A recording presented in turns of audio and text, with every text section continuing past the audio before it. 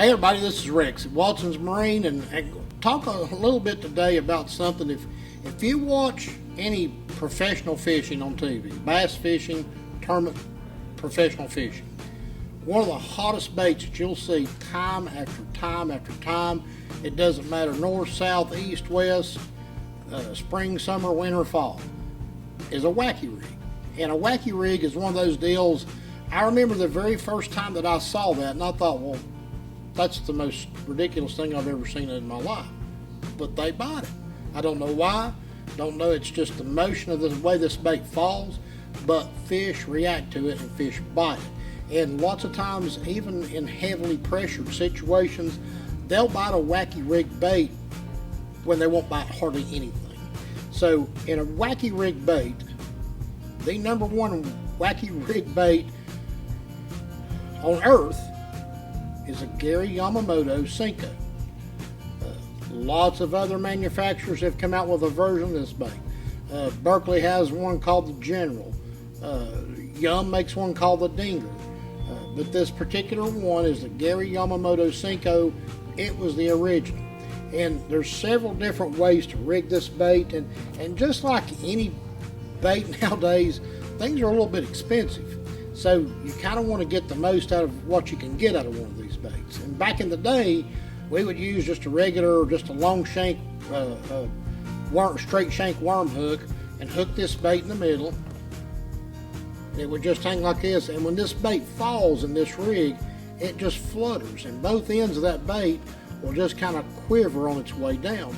That's what gets it.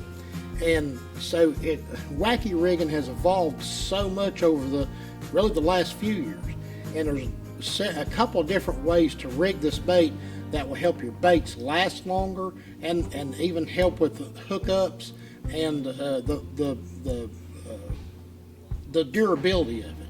So one of the most popular methods in recent history is Case Plastics. Makes this little tool, and it's outfitted with these little rubber O-rings. So what you do, take your Senko, put it in that tube put about half of it in the tube, then just take your fingertips, pop that collar over top of your bait.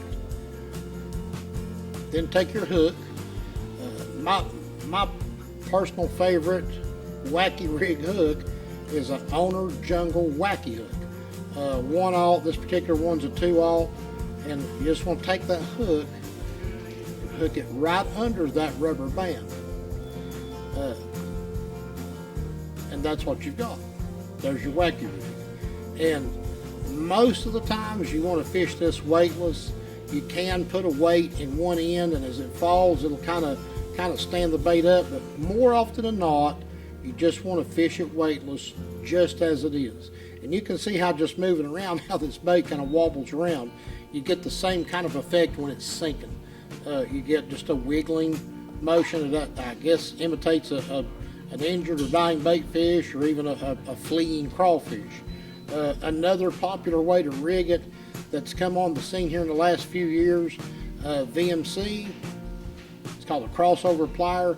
The way the crossover pliers work, they even have this little compartment here that houses a different kind of a ring to put on your bait. So you'll put this collar over top of the nose of your pliers, like so. Then when you squeeze the pliers together, it opens it up. And then you just take your Senko, drop it through, and then close it, roll that band to the midway point, and there that is. It gives a little bit different angle of your hook on this bait.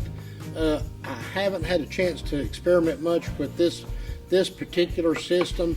I've used mostly in the past the little O-ring system, but they tell me this is a really good system. I hear a lot of good things about this type system.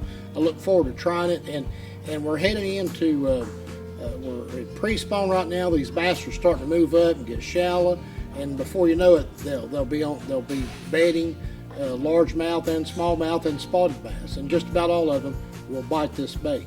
But the Wacky rig, it lives up to its name.